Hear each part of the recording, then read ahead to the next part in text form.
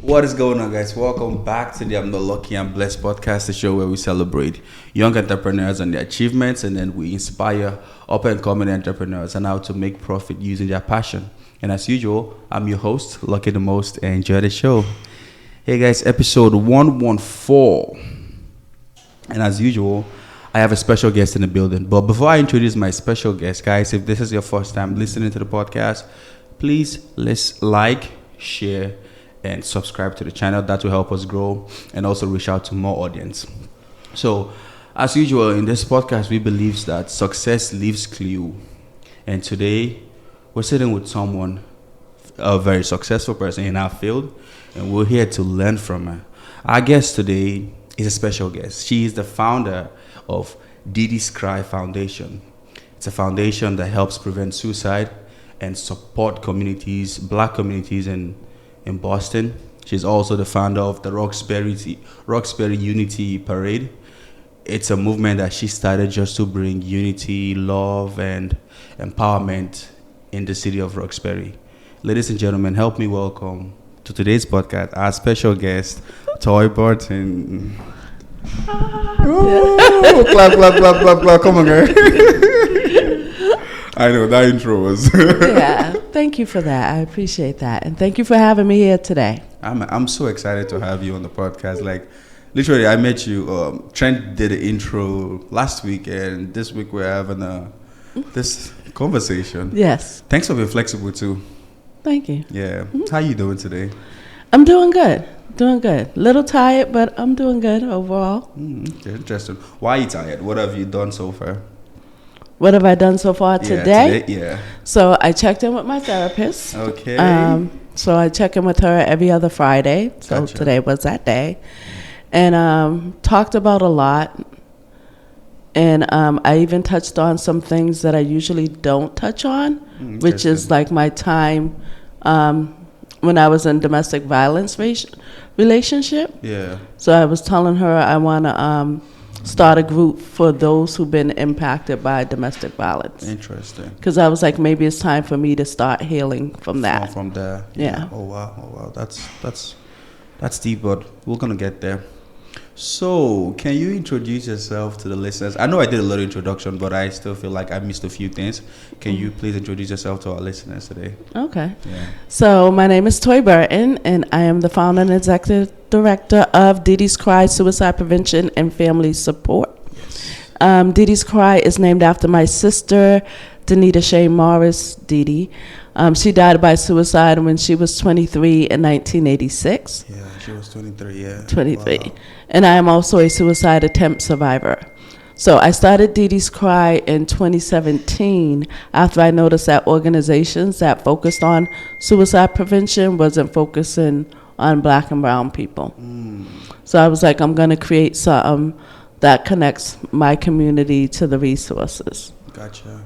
Yeah. Gotcha. No, I can relate with it. Like, it's something I read online that you said you went online seeking for help for a friend or someone. Yes. And then you couldn't just relate with the pictures you were seeing, like the colors of people there. I didn't see anybody who looked like me. Like everybody was white. Every page, every website that I went to that dealt with suicide, it was just all white people. Oh, no.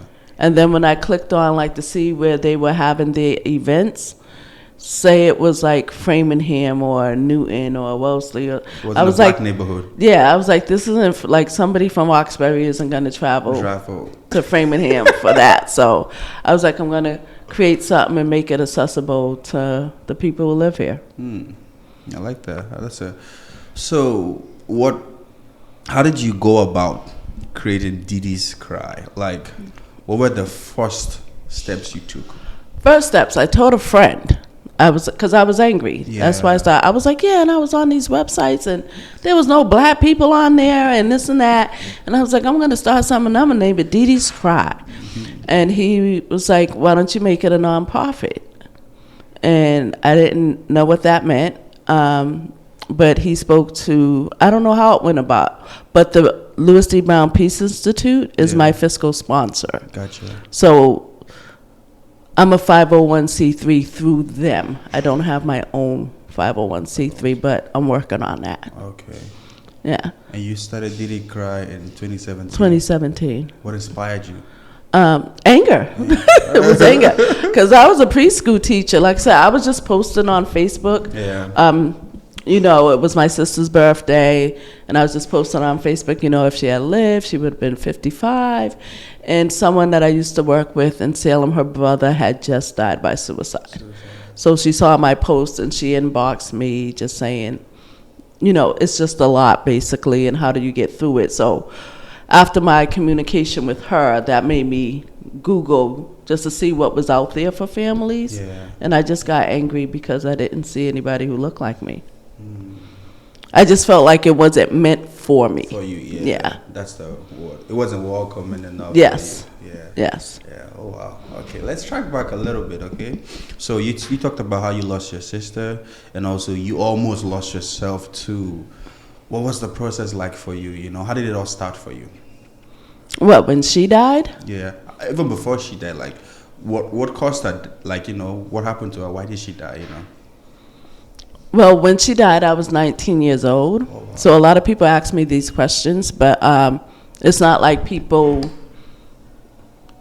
discuss that information with me. Yeah. So as her sister, I knew that she had attempted before. And I knew that she was seeing a therapist. Yeah. So now, mind you, I had my first daughter when I was 15 and my second daughter when I was 16. Whoa. Yeah, so I'm dealing with my own stuff, right? So, like I said, I knew she had did that. I knew she was going to the hospital. She had a kid. Her son was born a month after my youngest daughter. Yeah. So I knew she lived on Warren Street. Like, I knew that, you know, they decided, like, you know, she can't be left alone, that my other sister went to stay with her. But at the time, she had just moved to Mattapan. It seemed like everything was going well and stuff. Yeah. And then the cops came to the house, told us that she died, and that was kind of it. Wow. And that Sorry they about bounced. that. Yeah. You know what's interesting is that, like, sometimes the people you think, I mean, like you said, things were already going well. You saw things improving. Yes. And then that's the time it happened, you understand, right? The times where it's like, the people you expect not to take their own life, that's the people that actually takes it. And the people that, like, when things are going well, I don't know how to put this question, but, like, it's like, when things are going well, it's really hard to tell if someone is going to do something like that. Yeah, so even the night that I had my attempt, if I had died that night, the friends that I was with that night, they would have been like, Toy was fine. We was together and we were partying and drinking. And the people that you expect that would take their life, that are just, you know, roaming aimlessly, you understand, right? Yeah. They never do. And, like, that's the question I have. Like, how can we handle this thing so we can tell if someone is going through, you know, like, and try to prevent those things from happening? So what I say is that we need to normalize the conversation, right? Because everybody's going through something, but we don't know that they're going through something. Yeah. Because, for one, even with social media, it makes it look like everybody's on a trip and everybody's got the best clothes and got the best sneakers. So, you know, that's already putting somebody, might be in a dark space, like they're comparing their lives to somebody else. But they're not seeing that maybe that person's behind on their car payment or behind on that they're struggling. Yeah. So even on my Facebook, I put when I'm struggling. I put that I cried because, you know, I'm sad that I have to wear a wig because I lost my hair, right? Yeah. I put that I have panic attacks when I drive, you know, and we should be able to normalize that. I say, how can somebody support you if they don't know what you're going through? True. Right? Yeah. So a lot of times people think, like, how come that person didn't call me? You know, I'm going through this, but they don't know you're going through that because you didn't say that. Yes. So we need to normalize the conversations. So the good thing about COVID is that it brought mental health to the forefront. Yeah. somewhat, but we still have a long way to go. And a lot of times, when I describe mental health, I describe it like this, right? It's kind of, mental health is kind of how we treat people. So even when people meet me, I'm like, you have to treat me, you have to give me grace, because I've been through a lot. Yeah. So I act funny around people. Yeah. Like if you think I'm combative or whatever it may be, clingy, stingy, whatever, like toys, I've been through a lot. I am what I am because of the experiences that I've went through, right? Yeah. So we need to treat people as such, because a lot of time people be like, why is she crying? She's just behind in her car payment. But just because something like that don't make you cry. Yes, we don't know what experiences they went through. They could have been homeless before, and so being behind on their rent triggers something. Yes, exactly. Yeah. But if we don't know that story about, that, how can we support you? How do we know to be gentle in that area, right? Instead of like, girl, there ain't nothing to cry about. I've been thrown out the house 5 times, whatever the case may be, right? And the funny thing is, if I come to you and you sound like that to me, I would never come back to you again. you understand, right? Exactly. If I come to you for help and you tell me that, boy, why are you crying? I would never, because you made me feel bad, like about the way I feel. You didn't accept that I felt exactly. that way. I didn't validate your feelings, Yeah, right?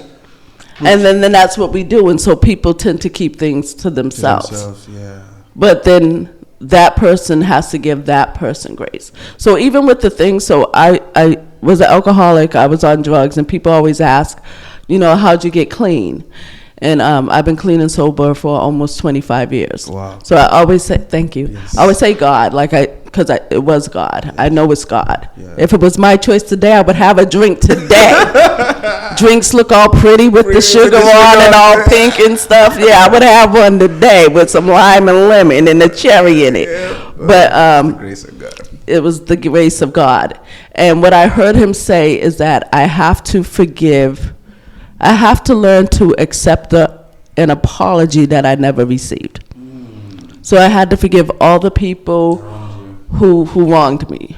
The domestic violence, the rape, the sexual assault, the molestation, everything. I had to forgive all that just for me to heal myself. So with DeeDee's Cry, we have a group called Healing Begins With Me, because I said that we're not to be blamed for our traumas, but we are responsible for our healing. Yeah. Wow. And this is not just happening to you, it's happening to lots of women out there. Like, yeah, men too. Men too. I came across a couple of men who talk openly about being molested and just things being done wrong to them. And sometimes as a kid, you don't even know you're being molested. Yeah. Like I have experienced something like that growing up, where elderly women, had sex with me. But at that stage, you kind of like, somehow it feels like an achievement. You get it, right? Yeah. That's the way it felt for me. But later on in life, you start to see that trend, and now when you start having these conversations about it, that it's molestation, now you start knowing, oh, okay. Yeah. That's what happened to me. And like I said, and I show those people grace too, because I'm like, hurt people. Yeah.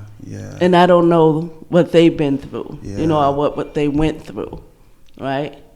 But we, at least I hope, as when we learn better, we do better, right? That's true. Yeah. So, like, how was the healing process for you? Like, because I heard that you were in so much emotional pain that you did everything to run away from it. Like, you understand, right? But I actually want to know what those pains were, where those pains were coming from, the emotional pains that you were talking about that you went through. So, like I said, it's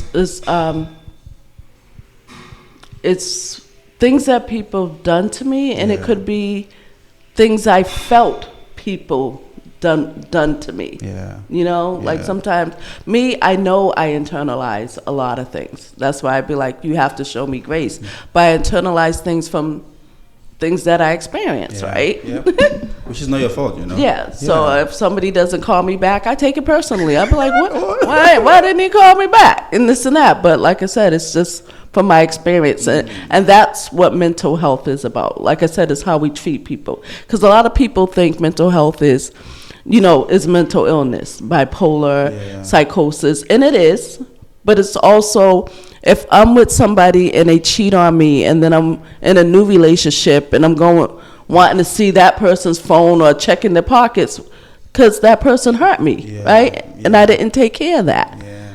So even I grew up without a father, I grew up without my mother. So all those things like that we think that we're fine. Fine with, it all manifests in a certain way. We may not even be aware of the way. But like I said, I'm combative. I'm very combative. And I'm very clingy. Yeah. Right? So where does that come from? Does that come from my dad not being around? So everything that we do, like I said, it comes from somewhere. And we just have to show each other grace. And we have to work through it. We have to be aware of it and know that we need help. So help could be therapy, it could be a support group, it could be kickboxing, it could be working out at the gym, it could be running, but we all need to work through our traumas. Yeah, it's funny because now the world we live in, these things are so common now. Kids growing up without fathers and mothers is so common that we kind of like just fight through it or something. Like, for example, the black man is known to be strong. You understand, right? Men, don't cry. You get it, right? But what if really these things are things that are really affecting people? How should we go about it? I was telling someone the other day, I was like, hey, it's okay to cry. Sometimes it's okay when you feel weak, you feel like nothing's happening. Cry for a little bit, but don't end it, Yes, so crying to me, I'm like, everybody, we all have tear ducts. We're supposed to cry. Yeah. Crying cleanses our soul. And I always say, how they be like, girls mature faster than boys. But I don't think that's true. It's like girls are nurtured. Yeah. So if a girl falls and it's like, where did it hurt? Are you okay? Can I make you feel better? Might get the tears wiped and this and that. But then when a little boy falls, it's kind of don't cry, stand up. Yeah. So at that time, they're teaching them to suppress their feelings. We're not teaching them to cope with their feelings. We're not teaching them how to express their feelings. Mm-hmm. So all that is getting bottled in. And then by that time, that child's 12 and 13 years old, they're acting out in ways that the community doesn't want, but because they don't know how to express how they feel. Mm-hmm. Or they become a husband, and you'd be like, how come you don't talk to me? Well, I tried to talk when I was 4 and somebody told me to shut up. Yeah. I've been shutting up for years now. And I see where that's coming from, when sometimes people naturally don't express things. It's just like, I've been told shut up my whole life, that shut up is just normal, like a normal thing to me. Yeah. And then after a while, when someone's being told to shut up, you're kind of saying your words don't matter. Yeah. For one, you're not being validated to show what do you have to say? What is your opinion? What are your thoughts? Right? Yeah. So you're growing up to think my thoughts don't matter, my voice don't matter, because I've always been told to shut up. Yeah. Wow. Is this more like a race thing, sex, or it affects everyone? Well, yeah. Well, girls are told to shut up too. Some girls don't get that. Oh, are you okay? They are told shut up. That doesn't hurt. How dare somebody tell somebody that doesn't hurt? How are you to say what hurts me? Right? Yeah. How you to decide what part of this should hurt me? And exactly. It's crazy. I want to know, how was growing up for you? As a kid, did you have this space where you could say anything you want, or it was always just like this? No, I don't even think I was told to shut up. I don't even remember my grandmother ever beating me. Like I said, my mom wasn't there. I moved in with my mom when I was 7. But no, I felt like I was spoiled because I was the youngest, and I also kind of felt like I was I felt like there was something wrong with me because my dad wasn't around. So you felt like you were the reason for him not being around, right? Not the reason, but I felt like that. I don't want to use the word unlovable because I knew I was loved, but that there was something wrong with me. Like my brothers and sisters, like their dads was around and be like, wait, how come my dad ain't around? So what did I do? What did I do? that he's not around. And so like I said, as an adult, that manifests in other ways that I'm insecure about me. Like how come they don't like I said, I internalize everything, right? But I'm working on that. I feel you. Yeah. Wow. I was speaking with a friend the other day, and she's a single mom, and she was telling me how, kind of like the same conversation, that kids from single families always think they're the fault for whatever happened between the parents. You understand, right? Yeah. They tend to blame themselves. And she was also highlighting how there's nothing that is done to help the child to become better.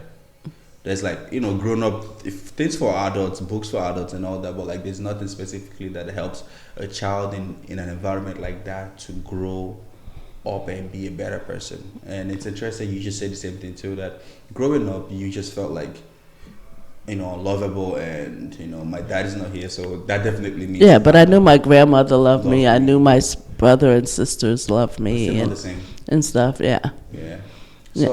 So from there, how did you end up, with drugs and all that, So I always said, we self-medicate in our communities to cover up the pain that we go through. So even I started drinking at 19, and even then it was like I was on my way to Canada on a bus trip, and somebody was like, "Oh, hey, try this."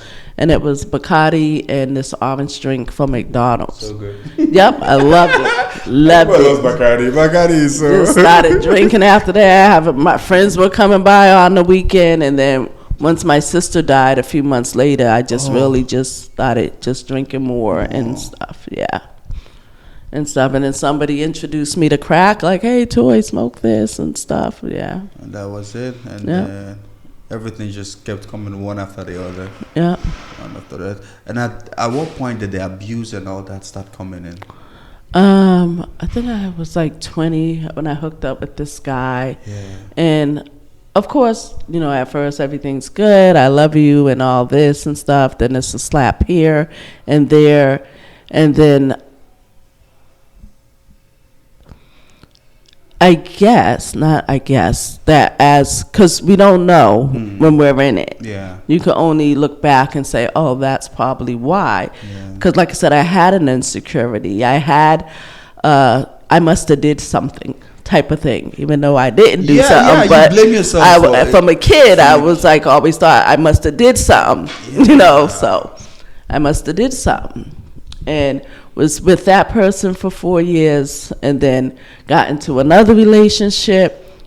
He wasn't as bad, but even one hit is one too many. Yeah. So he was he was abusive too. He was verbally abusive. He would just think that if a guy looked at me like, "What you do?" Like I had to do something to make the guy look at you. But like I said, he was. I know he was cheating. So since he was cheating, he thought you were. God, the guilty ones are always the ones to point fingers out first. But he and I was together for 10 years, and the same thing. I'm like, hurt people. Yeah. So. Wow. What's your advice for someone that is going through like a relationship like that, abusive relationship? Well, what advice would you give to a person in that situation? Listening right now, they're going through abuse, but they feel like it's their fault. I want you to know that you are loved. Yes. You may not feel it, but you are loved. It's not by that person who's putting their hands on you. You may think it, but love does not hurt physically. It hurts here, but those are the ones we can't control. You understand, right? Exactly. But no, a person should be able to speak to you and be rational with you and talk things out. It shouldn't be that they have to slap you. Slap you. But that's something that they need to work on. Yeah. Right? It's not your fault. Yeah. Like I said, hurt people. Yeah. So you'd be like, you know what? This isn't working for me. Like, you and I need to work on me. Yeah. Right? And you need to get out of that relationship. So how did you get out of But I was going to say, I could say that, but nobody could tell me when I was in it, right? Yeah. But we've come a long way since then, since the early 90s, that we're wiser now when it comes to relationships and how love is supposed to be displayed. How did I get out of it? So which I found out later, is that, so you heard of the 5 love languages? Yes, okay. The 5 love languages. So, like, every relationship I've been in, I've walked away from it.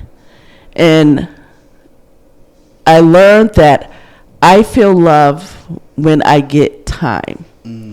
If you're spending your time with me, I feel like you love me. Gotcha. When you're not spending your time with me, so over time, people, my husband, everybody, once, like, I was married, and once I'd be like, oh, let's go here. And he'd be like, no, I want to stay in the house and this and that. But once we stopped spending that time, I stopped falling out of love. Yeah. Right? Because to me, time is the most important thing that a person could give you. And him, he felt like, oh, well, I'm buying you stuff, I'm taking you places and this and that. Yeah. So even when I told him, I was like, you know what? I don't love you anymore. Yeah. And I told him I could have kept my mouth closed, stayed married, stayed going on trips and everything like that, but I wouldn't want somebody to do that to me. Yeah. So I just told him, I was like, I don't love you anymore. And he was like, but we're happy. We're happy. Like, he was sorry. He was like, but I'm happy. I was like, yeah, because I make sure you're happy. I'm like, you don't make sure that I'm happy. He wasn't speaking your love language. Yeah. Your love language was just empty. The bar was empty, and he was probably doing all that's crazy, like how a lot of people don't even know that can affect the relationship. Yeah, so I didn't know it at the time. Like, I heard about love languages like years after I was divorced, and I was like, oh yeah.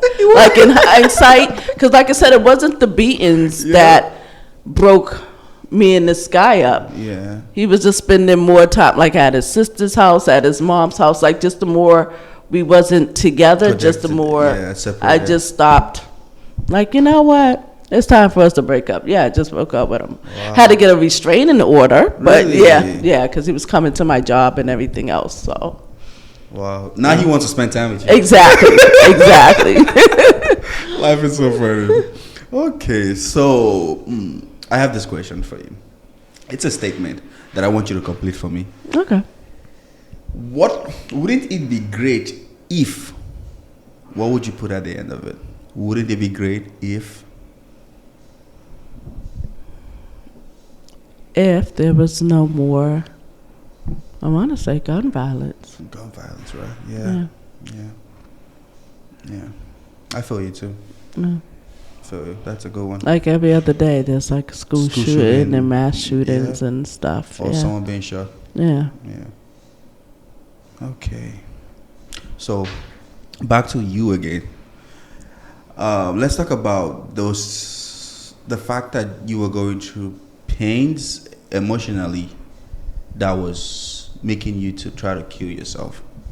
You get it, right? Yeah. Like, explain that to me. Like, how did you get to that point where living life was not important to you anymore? You just felt comfortable, like, dying, like, because I've never, like, I want people to hear you to know that this is how you get to that stage. Well, like I said, it wasn't even, so even though I suffered from depression and stuff, like I said, that night I was out with friends, we was having a good time and stuff. I went home, I was by myself, and I was just overcome with hopelessness. Just a deep sadness. So, I mean, I always thought, there was always a shame in me, because I'm like, nobody else in my family's drinking and nobody else is on crack. And, my mom had custody of my kids and stuff. So even though my family never said they were ashamed of me, I still felt shamed and insecure and no self-love, and I'm with this person and he's beating on me and this and that, and I just felt like I don't want to be here anymore. I'm like, everybody would be so much better if I wasn't here. And stuff. So I did what I did, but once I started feeling the effects from it, I crawled like on my stomach, like made it out the house to my neighbor's house, told them what I did. They called the ambulance, got me to the hospital, and saved me. And I didn't realize until 2019 with DeeDee's Cry, and I'm talking about my suicide attempt, and I realized that I didn't want to die. I just didn't want to feel the pain and didn't know what to do. Yeah. And that's what I feel like it is. That's the worst one. I feel like with my sister, when she died, like she didn't call anybody. Yeah. Like she wanted to die. Yeah. But people like me who made it to my neighbors or make that text or make that call. Yeah. For one, they're crying out for help. They want help, but they just ran out of strategies of how to cope with whatever it is they were going through. Yeah, you just wanted the pain to go away. Yeah. Yeah. Yeah. Yeah, no, I feel you. That makes a lot of sense. Makes a lot of sense. Okay. So after that, how did you like help yourself become this new person you are? What was the process like for you? The healing process, you know, how did you go about it? Well, that was it for one. So the thing is, it's funny. When my sister died, I cussed out God, and I was like, well, let me say this first. I'm not a religious person. I didn't grow up going to church or anything. You know, my grandmother listened to gospel music. My great-grandfather was a pastor or a deacon at church, but I didn't grow up that way. Yeah. Whenever I went to the hospital, they'd be like, what's your religion? I'm like, I don't have no religion. But I had a faith. Yeah. I had a faith in God. I spoke to God. And when my sister died, I cussed God out. I mean, we all do. Because I didn't want to be mad at my sister. I had to be mad at somebody. So I was like, you took her from me. You're not real and all this. And years later, like, that's when my life started spiraling. And so until I got on my knees and said, God, I was like, I don't want to drink anymore. I don't want to drug anymore. Take these suicidal thoughts away from me. That was almost 25 years ago. So each day I say, keep me clean and sober. Yeah. Keep these thoughts away from me. Yeah. And when I make it through the day, I just say, thank you. Thank you. Yeah. So it's a daily struggle. Yeah. Yeah. Yeah. Wow. And like I said, and each day is I'm still working at it. Like, I still work at it because, like I said, I still have issues. Yeah. So even with being married, like, I probably put my husband through misery because I was a jealous person because the person I was with did me so wrong and he cheated on me and this and that. And I brought all that crazy mentality.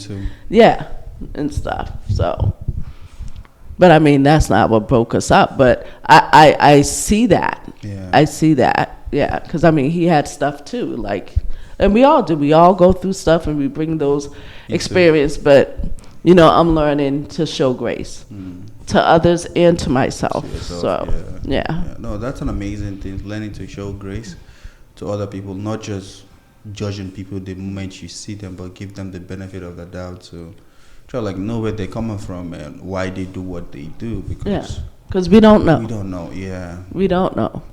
Yeah. Like, even as a teacher, I was a preschool teacher. Like, I would always show my kids grace. And I noticed other teachers didn't.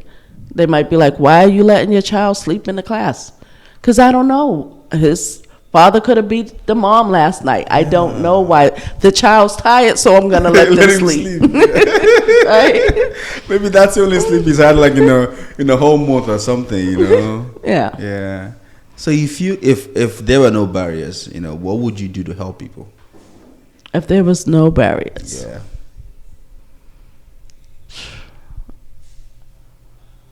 I mean, that's a hard one. Because, and I say that's why people like DeeDee's Cry, because we don't have that many barriers. And I say that's my fear. I said my fear is DeeDee's Cry becoming a system. Because when you're a system, there's barriers, right? Yeah. So people, they come to DeeDee's Cry, all they have to do is like send me an email saying I want to join a group, and I send them the link. Gotcha. I'm not asking your business. Yep. I'm not asking if you have insurance or anything like that. You just log on, you participate or not participate, and then that's that, right?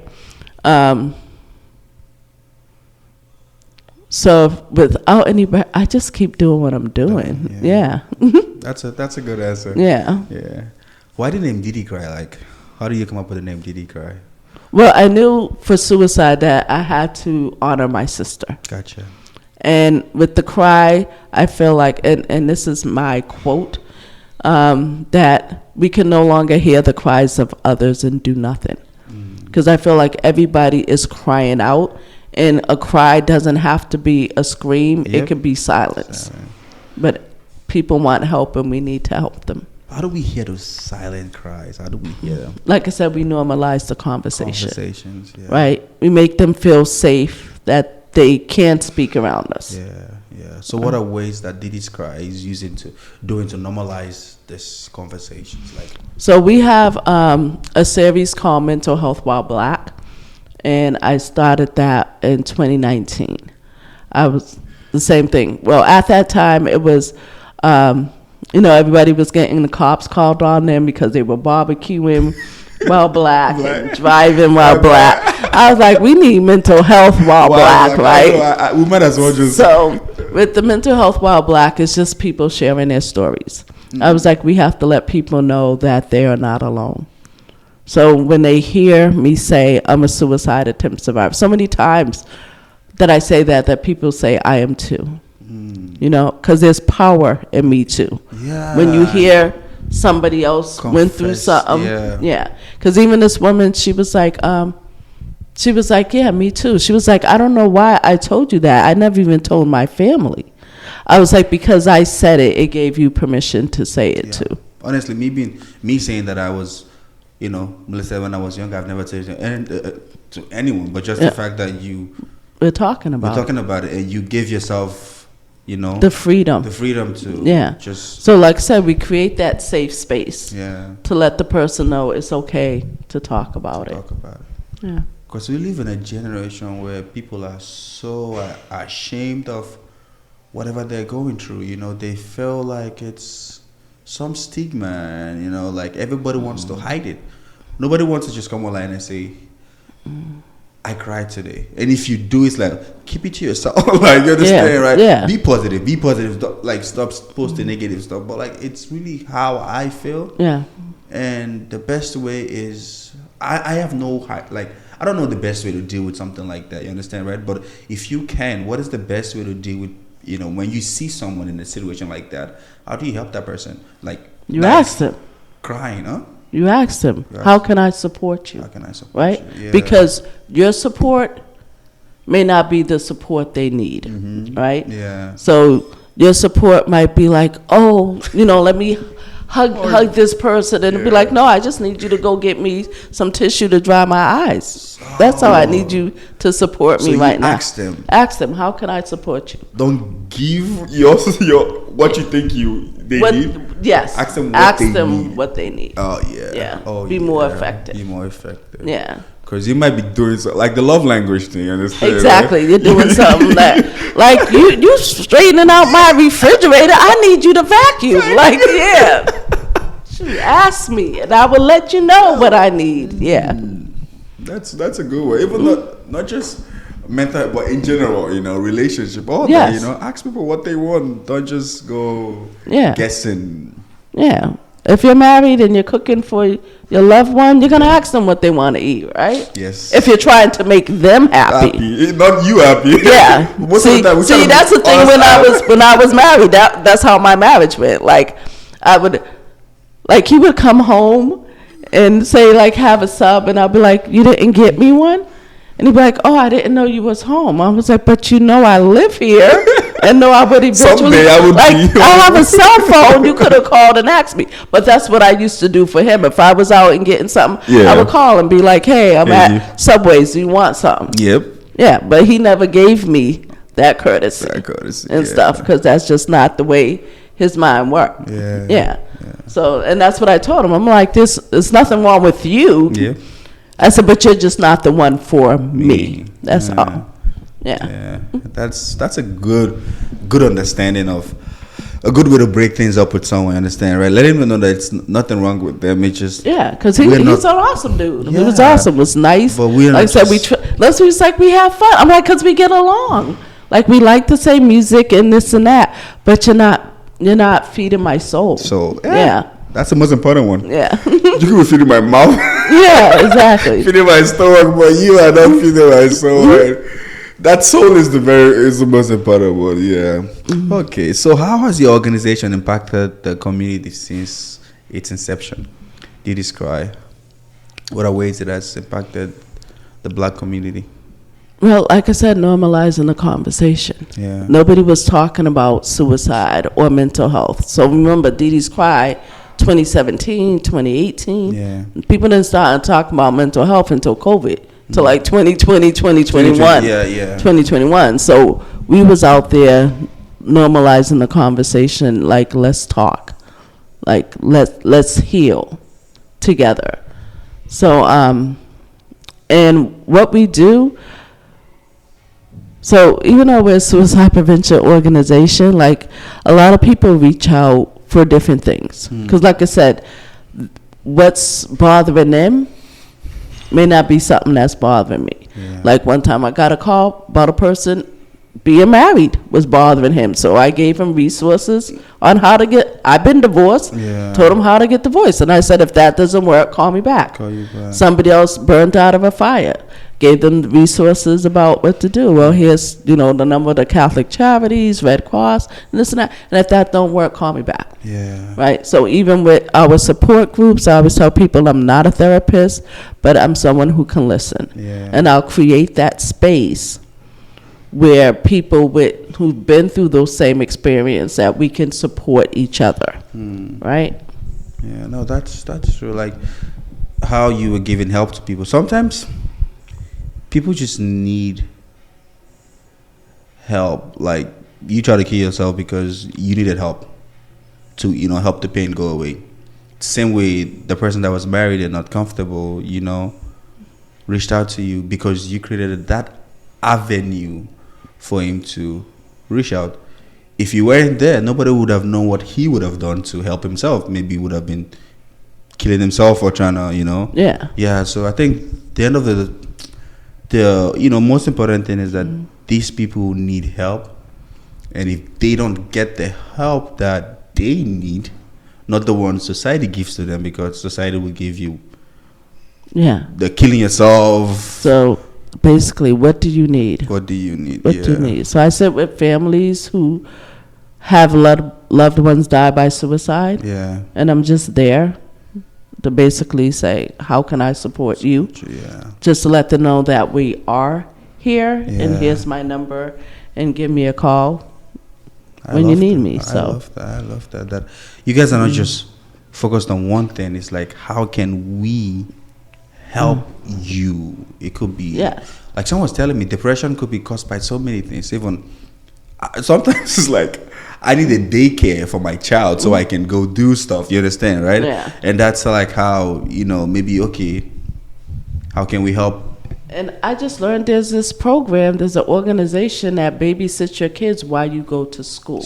Yeah. And I was like, somebody needs to start one just for those who go to work. Yeah. But maybe once this place get funded, they can expand that. Yeah. But I thought that is just so great. Yeah. So I think everybody, and I always tell people, like, if you have an idea, like, because even when I was like, I want to start a parade for Roxbury, you don't know nothing about no parade. No, I don't, but I know how to Google. And that's what I did. I Googled it and found somebody who put on a parade and asked them, right? And they sent me over stuff, said, hey, you're going to need this permit, this one, and this one. And then I went to City Hall and said, this is what I want to do. And they was like, oh, you know who she should be in touch with? She should call Tom. I'd be like, oh, Tom from what? I already called him. I already spoke to them. And this is what he told me to do. Yeah. Oh, wow. And then even I was like, oh, we need to have this after the parade and this and that. And they was like, no, you need to disperse after the parade. They was like, Dorchester, once the parade is done, everybody disperse.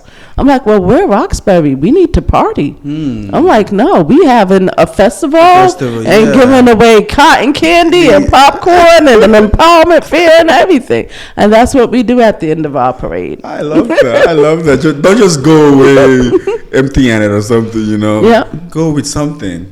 Yeah. Yeah. But like something very difficult. Like you had this idea. So you've had two ideas that are not common, you get, right? Like your idea for starting a non-profit organization, people usually have ideas to make money, you get, right? Yeah. But you came up with an idea that literally, you know, when you were just helping people. Yeah. Now it's like, when you told people, how did they accept the idea?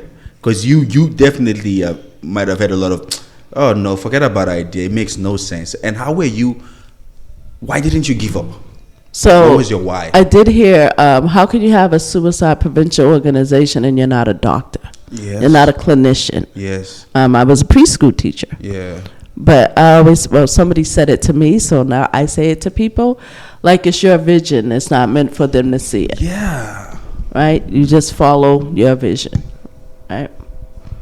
So I always say I move in love, and when things are done in love, it'll come out right. It'll come out right. Yeah.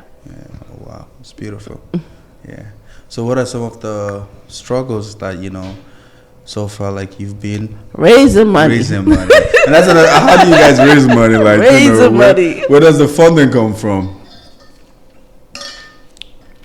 So, well, with the parade and with DeeDee's Cries, I get sponsors. Gotcha. So, but some of the events I can't get sponsors for. And those are the ones that I do for free. Yeah. And what I mean that I do for free means I don't get a paycheck. Yeah. But the ones like we have a men's summit coming up in June. June 17th, right? June 9th. June 9th. June 9th. And like the price tag is $20,000. So I don't have $20,000. My organization doesn't have $20,000. So I need to raise that money. So it's getting different organizations, like so far Amazon, Eastern Bank, the city. I reached out to the city, so 3 departments in the city, Equity Inclusion Department, the LGBTQ plus department, and the Black Male Advancement Department. So those 3 departments gave the Massachusetts Behavioral Health Partnership, Teen Empowerment. So I'm still waiting for a few others who said they would, but yeah. Wow. But still chugging through, because that still isn't enough. It sounds like a lot, but if somebody's giving 1,000 or 2,500, it ain't bringing me to 15, right? Yeah. It ain't bringing me to 20,000. So even the one we did in February. So in February we have our Mental Health While Black Summit. Yeah. I need to raise 40,000. Is that the one you guys did at Encore? Yes. Yeah. Yes. It's beautiful. Yeah. Wow. So let's talk about the first events you had. Okay, now you're having events with 40,000. Like, how were the first events like? Like, you had this idea. We know definitely starting was difficult. What are some of the difficulties you went through? Building a non-profit organization. So even like I said, my idea was to have family events and have the resources there. Yeah. So before the event, I went to different health centers to say, hey, I'm having an event. Can you please be a resource, at the event and this and that. And I invited all the elected officials, and the only one who showed up at the time was Councilwoman Ayanna Pressley. Yeah. She was still on the Boston Council. And even she was like, Toy, I don't get, because it was called DeeDee's Cry, Hop for Suicide Awareness and Easter Egg Hunt. And she's like, Toy, I don't get the connection between the Easter egg hunt and suicide prevention. But she was there, and she called the races, and it was nice. And none of the health centers show up. I only had 3 resource tables, and DeeDee's Cry was one of them. No, so I'm not even going to say that. So, Bowdoin, Geneva. Was he from Bowdoin, Geneva? Well, VIP, Village in Progress. He was there. Recovery, something was there, and then DeeDee's Cry had a table. Yeah, but I always say if I build it, they will come. Facts. So, so even with our men's group, we have our men's group virtually every second Tuesday of the month. And I keep saying, join this group, just check in. We want to make sure you're okay. It's facilitated by a man. And each month it's like the most it's ever been is 3 people. So some month it's just 1, some month it's nobody, and this and that. But I'm going to keep creating that space because I think black men need that space. Yeah. Wow. I can't wait for us to get to that stage where people will use advantage of these opportunities, I feel like people are looking for like shortcuts to get out of things, you understand, right? Yeah, they want to do drugs and the pills to just forget about what they're going through. They don't want to go through that difficult route that lasts longer, the right way. It's a process. It's a process. Even my therapist was asking me today, like, when did you start losing your hair? I'm like 2003, but I still haven't accepted. I'm like, I look in the mirror and I don't recognize me and stuff. But she was like, but that's a wig? She's like, that looks good. That looks good. and stuff. But she was like, I said, I talk about it all the time. I'm like, I put it on Facebook that I struggle. And I'm still working through it. It started happening in 2003. It's 20 years later, and then it still affects me. Wow. The other day on Facebook, I came across a picture of my hair being out and being long, and I just started bawling. I'm like looking at my computer, just bawling like my hair, because, like I said, it may not make somebody else cry, but it made me cry. Yeah.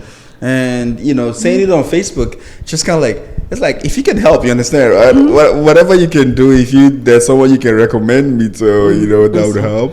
No, it's not. Well, it's not even that. It's like I said, just so many people suffer in silence and they think that they're the only ones going through it. Yeah. So I don't mind putting it out there if somebody else is struggling because their hair's falling out too. Yeah. Just to see, I'm going through it too. I'm going through it too.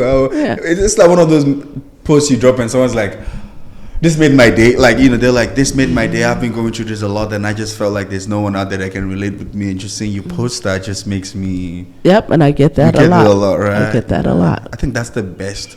That's the best reward you can ever have. Yes. Yeah, like beats money and everything. Yes. Yeah. Once that work, you want to do more of that. It's like, oh wow, I just saved one, so let's keep posting every day. Exactly. Yeah. Let's talk about programs that you have at DeeDee's Cry. What are the what's a weekly schedule for like for you? What are things that you involve yourself in weekly? How do you? Okay, so DeeDee's Cry, we get invited to like table at events. I love it when we get commissioned to do a workshop because that's how we get paid. So even yesterday I was at a community event about stopping the violence. So I engaged myself in the community.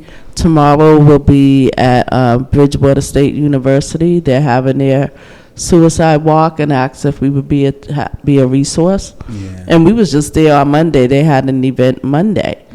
I wish the Northeasterns and the schools around here would reach out, but I've been to Bridgewater, the Berkshires, all the right places, they want that support for their students of color. Yeah. So I love being on college campuses. We have our support group on Sunday. So like I said, I'm a suicide attempt survivor. Yeah. So we have a group called I'm Still Here for those of us who consider suicide. Because people was reaching out and they was like, can I be in this group?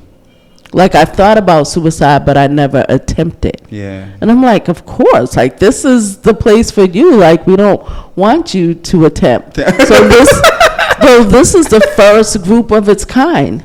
because other groups you had to attempt. Yeah.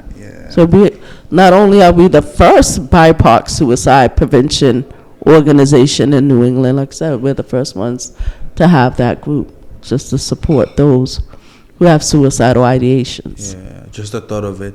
Yeah. And so we also on Sundays have a group. It's called A Safe Space for Teens. We had our teen summit last week, and just to hear the teens, just so young, just talk about they already had 2 suicide attempts, or so I was like, okay, we need to create a group. Yeah, there's a market for, there's an opportunity for that too, like exactly. Literally there's a room for everything you think of about. I think we live in a world where any kind of issue you think about, there's someone somewhere going through it. Yes. And that's the thing that is amazing about your story, is that you could have just kept this all to yourself and just heal yourself and go. You get it, right? Yeah. But you just realize that, if I'm going through this, millions of people out there are going through this, and let me use I tell people, our advantages are really not an advantage. Our disadvantages, it's just how we see them. You could, the same thing you go through in life, you can use that to help someone. Yes. Well, it's just the mindset. I tell people, I have been, I come from a home that there's nothing. You get it, right? I have the option to just let that affect me and just give up, or I can say, you know what, that should be the reason why I succeed in life, so I can help other people that are going through the same situation get better. Does that make sense? Yeah. Yeah. So it's amazing that you turned something that loss of your sister, very painful, but if that had not happened, the lives you saved today would never you would have never done this. Exactly. Yeah. Yeah. Yeah. Just keep going. Yeah. The camera stops.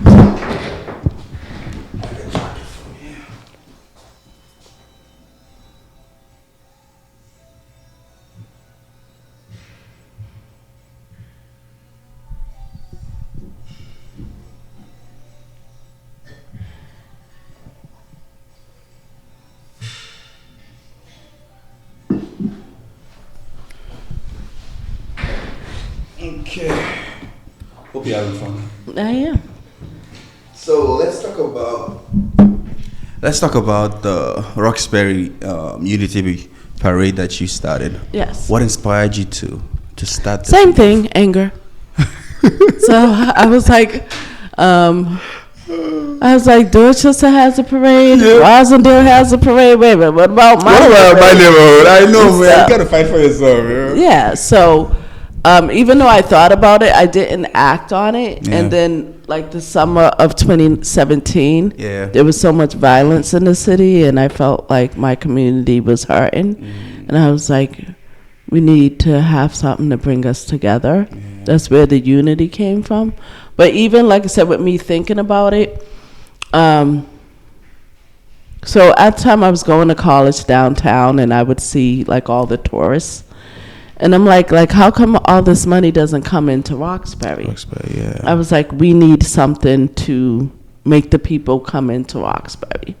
So one of my ideas was we need a walk of fame, starting where the Roxbury Library is at. Yep. So it had a star for Bobby Brown and one for Ben Affleck, and just everybody from the city. So so people come and be like, oh, I gotta go to the walk of fame. Yeah, I like that. And to see that, yeah. So you do that, or? I probably. You sure? It was my first time really speaking about it since I thought about it. Like I said, it was my idea in 2017.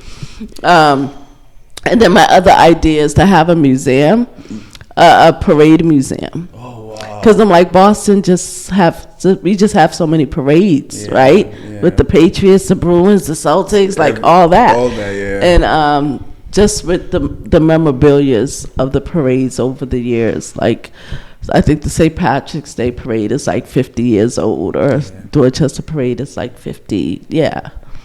You know, we got the Puerto Rican parade, Dominican parade, the Caribbean parade, the Haitian parade. Like, there's just so much that can be contributed that people be like, oh, I need to go into Boston, Roxbury to go to the parade museum. Yeah. Just to see different cultures and outfits. Yeah. And Yeah. That's a beautiful, it's like a way of bringing people into Roxbury, like you said, you know, making it a tourist center.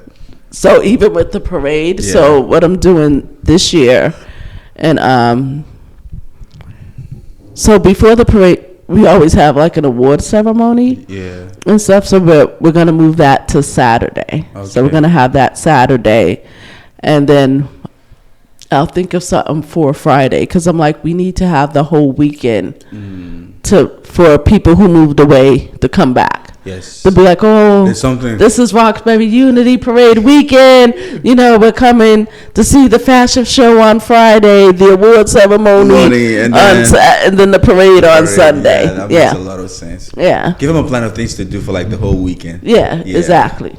Yeah. And stuff. Okay. So how long have you been having the parade now? Like how long? 5 years. 5 years. Yeah. So this will be our 6th parade. This year will be our 6th parade. How's the organization like, you know, before you do the parade, like what are things that you have to put in place before you? Permits. Getting the permits from the city and raising the money. Ooh. Yeah. How's the turnout been? Like what's the biggest turnout you saw? Well, each year it gets bigger. Wow. Because each year more people are learning about it. Yeah. But we still have like more politicians than anything. But so you pay to be in the parade, right? If you're a politician, you pay X amount of dollars. If you're an organization, $75. And if you're a business, $100.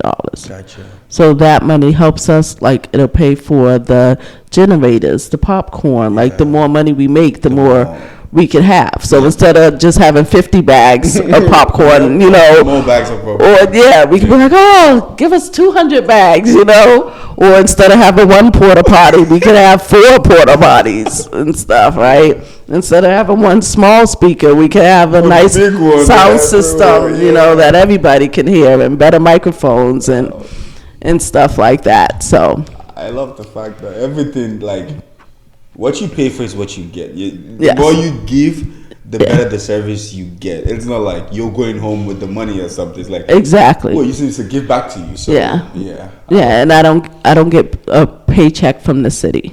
Yeah, you know, there's probably is something I could do to be like, y'all need to pay me for this, but so it's just done. Like I do it. My daughter Tania, our friend Brandy, and Supreme. So, like I said, we have the Roxbury Unity Parade Hood Fest. So the first year, like I got the acts and this and that, but I was like I was like, I can't. It's just too much. I need this off my plate. And it was like, Supreme, you do music, you know artists. Can you please set this up? Do this part. Yeah. So he does that part, and he picks the artist. He goes through the music, and then he'll bring me in towards the end, introduce me to the artist, be like, these are the acts, and this is how it goes. Because that starts at 12. So when the parade leaves Madison Park at 1, and we get to the field, like the music is already going on. They're already giving out popcorn and the snow cones. We just feed it into what already is happening. Gotcha. And stuff. So with us taking the, my hope is with us doing the awards on the Saturday is that we can step off on time. Like, I'm an on-time type of person. Yeah. And for the past few years, we ain't been stepping off at 1. We've been stepping off like 1:20, 1:30. Yeah. And just because people are talking, they're getting their awards and stuff. So we'll still have our opening ceremonies with the talks and the singing of the national anthem and stuff, the Black national anthem.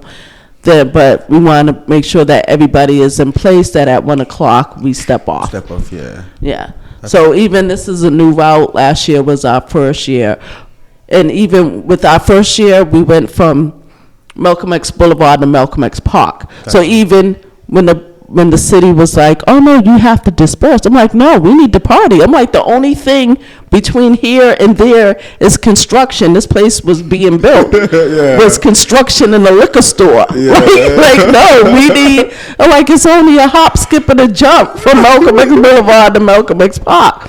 Like, we need to party when we get there. So hopefully, since they're still working on the park, we're going the other way again. But we wanted that, families are out and watching us go by. Because like I said, it's really nobody along the route watching because they don't know. But if we had the money, I could buy the posters and put up the signs to let people know. Before exactly. But all that costs money. Everything costs money. Yeah. Wow. Don't worry, God will provide. Exactly. Yeah. So I just keep doing it. I keep saying, if I build it, they will come. They will come. I love that answer. If I build it, they will come. Okay, but like, how has the parade helped the city of Roxbury? How has it helped the city? So I always say, I always say this. I would say, what does it mean to be recognized, to be noticed? Think of a time in your life when you were recognized and noticed. And how did that make you feel? Good. Now imagine that for a whole community. Oh, yeah. So that's why I'd be like, Roxbury, stand up. This is our day for us to shine, to recognize, and to be proud. I love that. Yeah. I love that. Like, it's a Roxbury day. Yeah. Yeah. Oh, well, thank you, man. You did a lot for the community, and I really appreciate. With the little you have, you understand, right? You have so much planned for the city of Roxbury, the museum, the Walk of Fame, you name it. It just. Like, I can't wait for all of this to become a reality so we can, be part of the celebration. But my question is, what is the end goal? What are you trying to achieve? What am I trying to achieve? That's funny. I'm not trying to achieve anything. Because I know tomorrow's not promised. Yeah. So what I'm trying to do today, today I want to put together a support group for those who've been impacted by domestic violence. Gotcha. So for me to do that, I need to find a time that I can put aside to make that happen. So if that's going through my calendar to say, Tuesdays is my least busiest day. So let me block off Tuesdays from 6 to 7 or whatever day it may be. So I need to figure that out. Then I need to do a flyer. I have to do that to put it out there and send it out to people to say, hey, we have this space. And if nobody shows up for that space, I'll still keep doing it because if I build it, they will come. Yeah. I like when you say if I build it, they will come. It makes me feel good here. And the funny thing is I never seen that movie. It's from the movie, what is it from? Oh, Field of Dreams. Field of Dreams? Yeah, with Kevin Costner. Yeah, I know it's a baseball movie and stuff, and that he says that. If I don't even know what he's saying before. But in the previous, it was an old movie. Like, if I build it, they will come. And that's what God says to me. If you build it, they will come. I love that. So create the space. Yeah. And don't worry about it. He'll fill the space in due time. Yeah. I know we worry about a lot of things. We try to play our part and also try to play God's part. You understand, right? Yeah. Our part is just to build. Yeah. His part is to bring them in. You understand? So it could be one, it could be two, it could be exactly. You can never tell. And I always say, if one person show up, then that's who it was for. That's who it was meant for. Yeah. That's amazing, man. That's amazing. I love the space you are in, like how you accept life. And because you look like type that you don't see failure anymore, you understand? Like you said, if it's one person, that's what's supposed. And if it's no one, okay, there's no one. We keep it moving. You understand, right? We don't let that. You don't take that personal.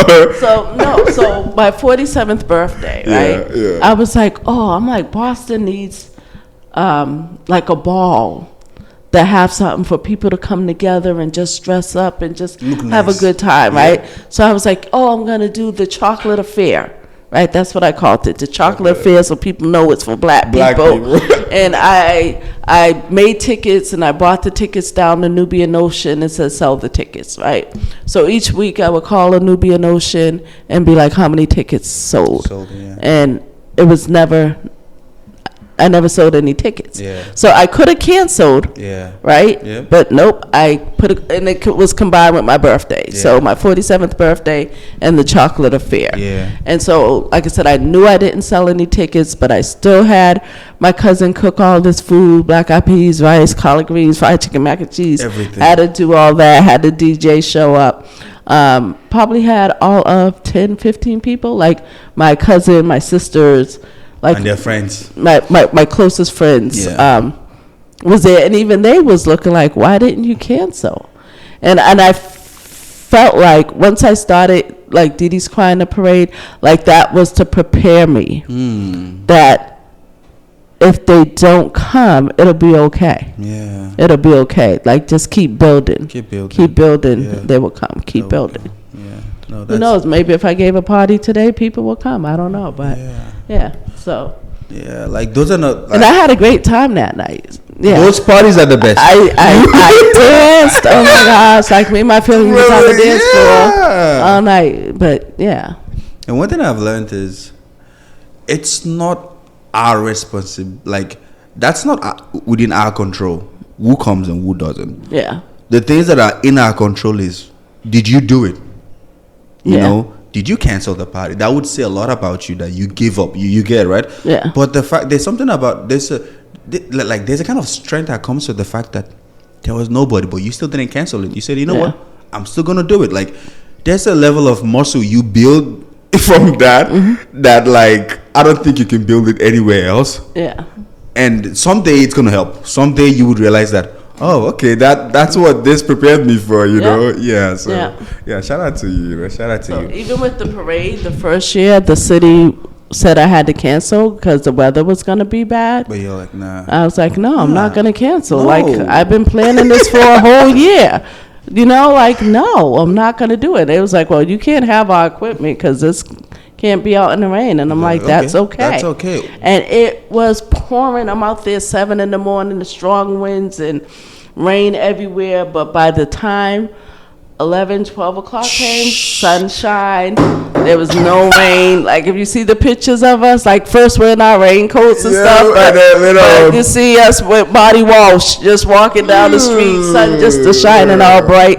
And I said, see, I knew God wouldn't rain on my parade. And then the following year was a heat wave. The city called, like, what are you gonna do? I'm like, have water. Like, I'm not canceling. Like, then the next year was COVID, and I was like, nope, I'm not canceling. And they was like, well, we can't support it because we're shutting down all parades, but we also can't stop you. Wow. I'm like, nope, we're gonna be in our cars and we're gonna be a caravan. Yeah. And that's what we did. And Michelle Wu was the only elected official to show up. Wow. Her and her kids. Wow. Because I love Michelle. Wow, that's amazing. You see. Yeah. So even like the news, like I think the next year they was like, oh, you know, we're getting back to normal. The parades are gonna start and this and that. But even Rosendale, they was like,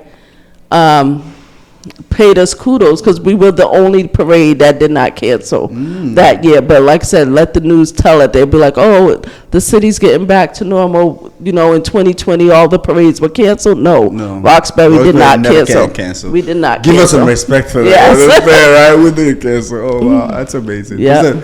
Like for me, these are the stories that I want to hear. Like not canceling, not giving up, not taking no for an answer. You know, just pushing through, because I mean, in life there are gonna be so many reasons to cancel. Yes. Like literally in front of you. You understand, right? But if you can just push beyond that, it's always light, you know. Yeah, because I was ready to quit. I was definitely ready to quit. I think it was in May. Yeah. And I was like, you know, I don't have any money.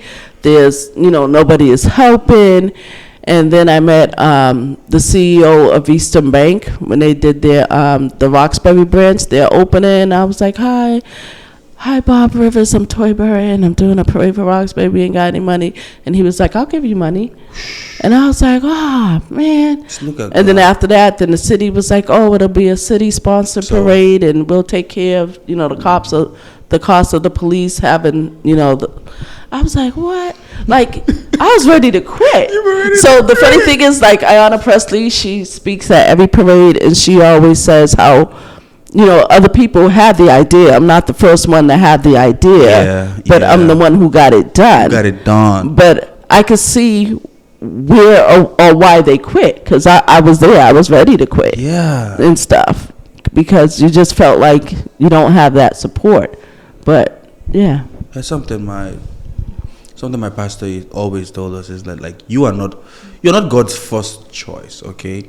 But you're just the one available at that moment to use it. And the moment you don't do it, okay, there's a long line of people waiting for you to take that chance. So it's given to you for like, and if you don't move with the instruction, it's gonna move to the next guy.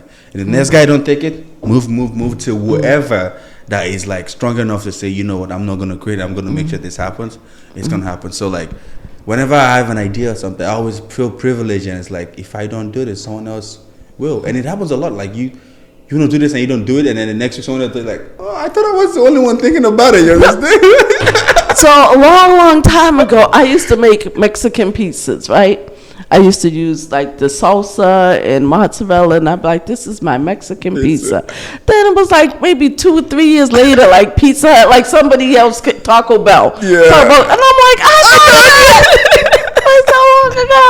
And then even when I thought of it, somebody probably else thought about it 20 years before that. But they're the ones who marketed it and came out with it, and they had their Mexican pizza. Well, honestly, even DeeDee's cried. The idea you had, if you had not done it, someone else would have.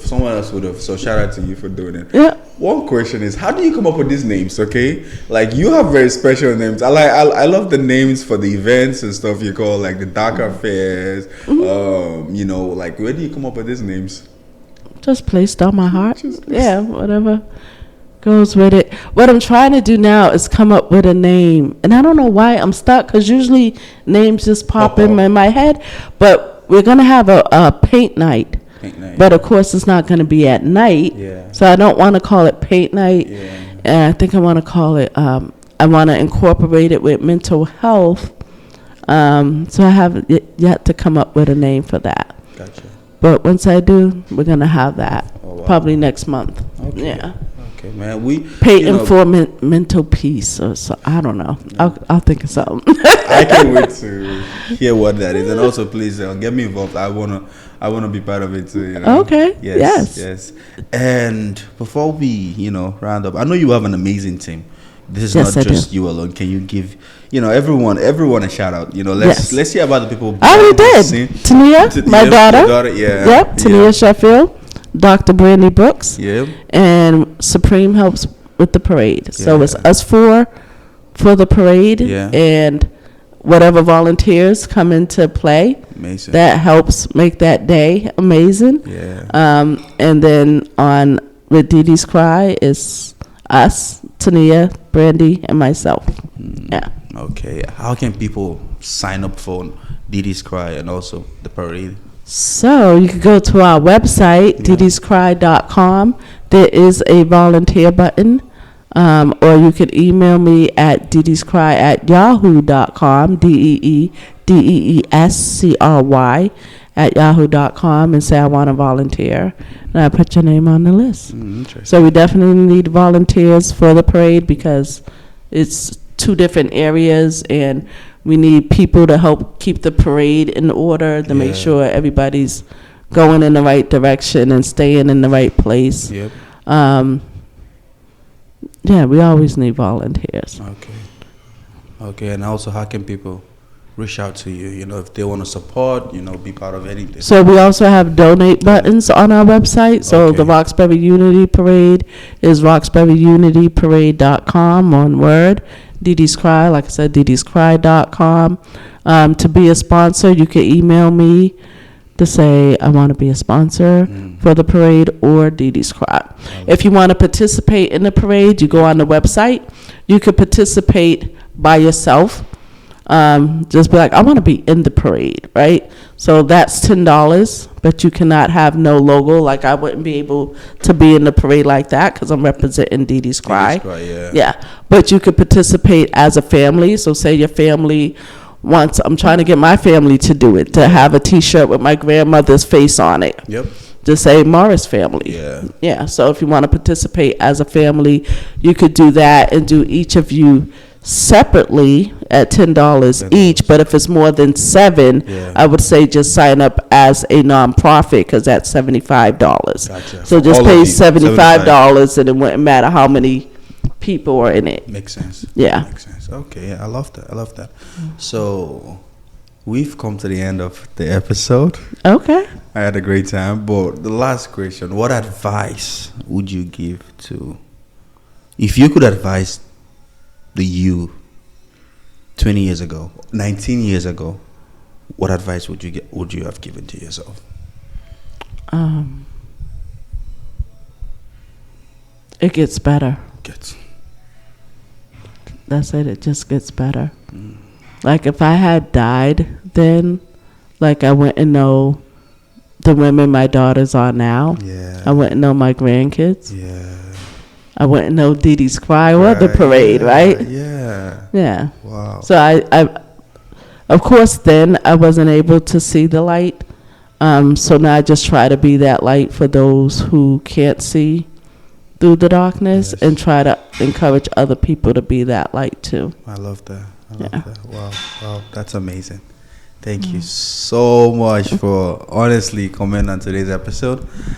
I would still love to have you again on the episode. Of course. On the podcast, I feel like there's a lot more to still talk about, Yeah. And when you come up with the new ideas, whatever you're coming up with, I would still love to have you on the podcast. Yes, because we have stuff coming up in September. I created a walk. Like last year, only 3 people, I think 3 or 4 people showed up. Yeah. But I'm still going to do it again. When is that work? So it's September. So the Suicide Prevention Week, I want to say might be September 4th to the 10th. Yeah. Or something like that. But whatever it is, the Sunday after Suicide Prevention Week is the walk. Okay. And so last year I called it I'm Still Here, a walk of celebration for suicide attempt survivors, because I felt like we should be celebrated for choosing life. Yep. So since I changed the name of the group, I'm going to change the name of the parade for those of us who considered suicide. Gotcha. Yeah, and you don't have to be an attempt survivor or just come out and support. It's at Franklin Park. We'll have resources and then do one loop around the golf course. That's it. Yeah. Wow, very. Yeah. I think anyone can do that. Yeah. Hey guys, so honestly, I've had an amazing time sitting with this amazing lady here. I hope you guys did too. Learned a lot, and her story is amazing. The least we can do is, just go out, support the parade. Yes. Volunteer, go on the walk around Franklin Park, September. Like, it costs us nothing. That's the only way we can give back to her. She's not even asking for anything from us, but she just want that support. Be there, like she said. Yep. If I build the parade route, cheer us as we go by. The way Dorchester is, they're out there with their lawn chairs and sitting there watching the parade go by. And do that for yelling us. And yes, that's the least we can do, guys. So and if you can be part of the parade too, do it. Okay, she needs us. She needs us, and like she's building these things. We should definitely attend them. So with that said, thank you so much, guys, for listening to today's episode. I really appreciate you guys. And honestly, something I've learned from this episode is, let's normalize the conversations about suicide and all that. If you're going through anything, you're not alone. We have the DeeDee's Cry Foundation here, and you can easily reach out to them, DeeDee'sCry@yahoo.com, right? Yes, that's the best way to reach out to them. Is there a phone number they can call? 781 309 8342. Yes. So guys, thank you so much, and just know you're loved, okay? And definitely it will get better. Yes. Thank you. Thank you.